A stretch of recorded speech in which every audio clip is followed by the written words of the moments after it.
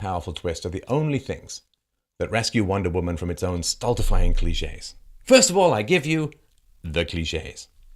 1. A female-run society is a paradise. See, when there are no men in society, everything is sunny, the landscape is beautiful, the women live in harmony with nature, and everything is wonderful. That is at least until a man shows up, bringing war in his wake.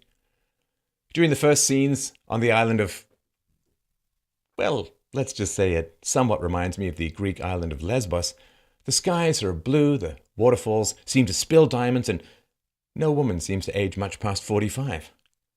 The world of men outside this estrogen paradise matrix is portrayed as smoky, foggy, sour, and sallow. Grimy men growl and clutch at weapons, hard-faced, suspicious, and violent. Actually, the beginning of the movie does somewhat remind me of Sweden and... Now, of course, there are no old women on this island, because that would beg the question, where are all these women coming from? Is there a gimp in a leather suit in a box used for sperm harvesting? A male baby's killed off?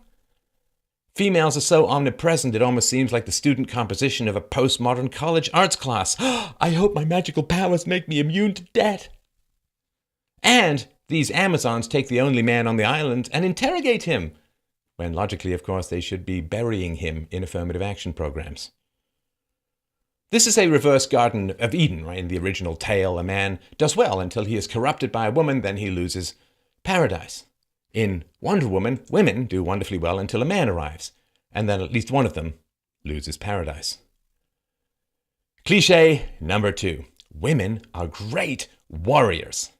Now, I've criticized female fighters in movies before for taking on men 3 times their size with little or no prior training. In this movie, Wonder Woman, whose actual name is Diana, does go through years of rigorous training, but gains supernatural powers somehow when she hits her late teens.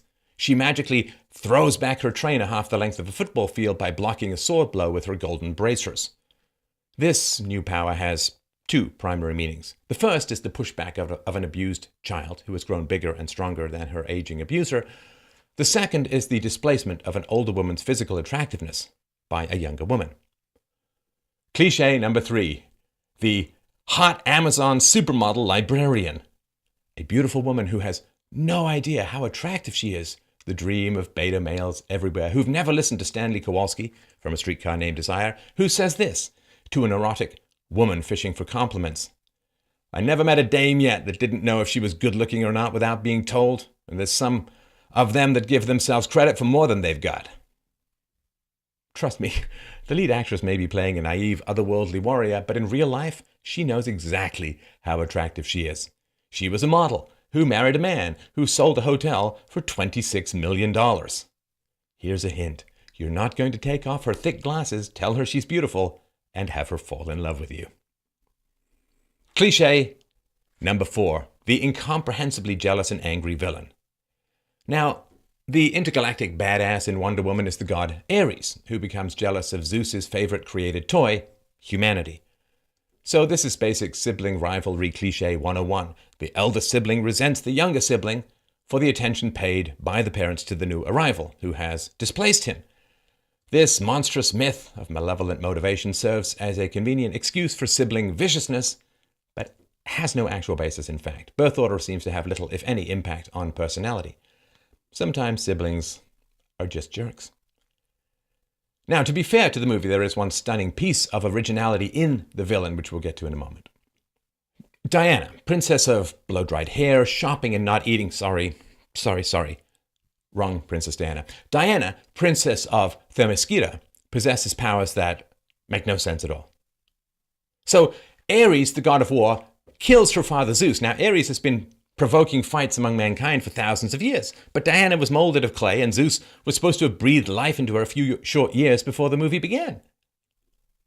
Diana is an Amazon with superpowers.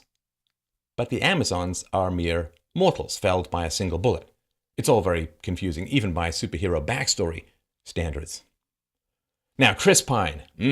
Chris Pine is, in fact, a charming pile of J.Crew waspy hotness and helps carry the movie with his one-liners that shouldn't be one-liners.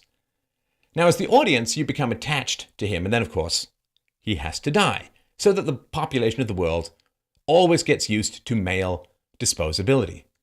And even the way he dies makes no sense. He's piloting a plane full of poison gas, which he chooses to blow up rather than, say, land safely. Because why? Landing the plane safely would allow the poison gas to be deactivated. Blowing it up in midair will just spread the poison gas for hundreds of miles, causing countless deaths, the prevention of which was the whole point and MacGuffin of the movie to begin with. But you see, men must always be expendable, so plot and logic must be expendable as well. And if you think I'm kidding about male disposability, think of this. Remember the evil woman, Dr. Poison, who concocts the genocidal gas? Remember how Wonder Woman spares her life? She gets to live, the good guy doesn't. Now, as usual, almost all the on-screen deaths are male. Female deaths are inevitably deployed as a plot device to heighten the stakes, to raise the tension. Men die anonymously in quick succession, women die slowly or off-screen. Using sympathy for women to provoke male aggression does not seem very feminist to me. Well, maybe it is. Hard to tell these days. So, all men are evil or incompetent, except for non-white males, of course, with the exception of one, the Chris Pine character, who must die. Now, all women are wonderful and good, except for one, Dr. Poison, who gets to live. And what is the role of women in raising such nasty and violent men? Completely absent from the film, of course. Men are just bad. The women who raised them are just saints. For feminists and leftists, environment is everything. You are a criminal because you were raised poor in a poor neighborhood, except for men. Well, they're just bad regardless of environment, regardless of the mothers and female daycare workers and female primary school teachers who raised them, regardless of the welfare state policies that women vote for. Environment creates badness, except for boys raised by women. Then the badness of boys has absolutely nothing to do with women at all. Tell these people that poverty shapes personality, they nod as if you're discussing the reality of gravity. Tell these people that female primary caregivers shape personality, they get very angry. Men are just naturally bad, right? Logically, though, if they are, then they're not to blame, any more than a wolf pack is to blame for hunting a deer. Logic. Always so inconvenient to exploitation. See, men generally pay the taxes that support feminist fantasies, and who wants to humanize the tax livestock? See, humanization and exploitation are opposites. Now, the one point of originality that redeems the movie in many ways is the identity of the villain. So Diana repeatedly states her belief that when she kills one bossy German, the war will end because that German is clearly Ares, the god of war, in disguise. However, after she kills him, the war continues, which of course makes no sense to her.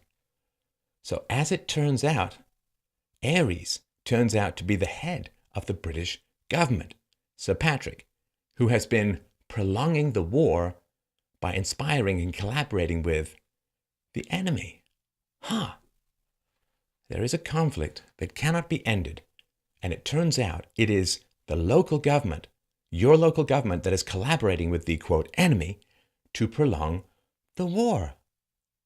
This brings to mind so many things. The US arming and financing Al-Qaeda, the Afghanistan Mujahideen, ISIS invading Iraq and Afghanistan, helping to overthrow the governments of Libya and Syria, bomb everyone, bring everyone.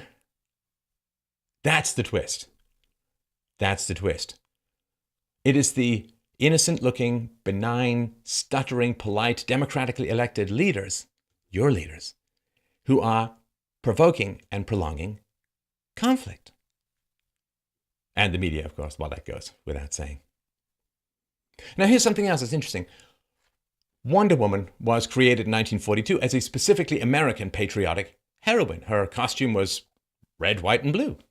The new Wonder Woman, this movie's been in development for like 20 years, has nothing whatsoever to do with America, which has a kind of economic logic to it, right? 70% of Hollywood movie profits come from outside America, which is an interesting byproduct of increasing foreign wealth. See, profits require that you short nationalism and long globalism. In storytelling, nationalism reduces international profits. Globalism increases them. Now, there's some value in this. Aggressive nationalism has been a problem in the past, to say the least. However, a movie promoting globalism that destroys Germans could be seen as half movie, half documentary.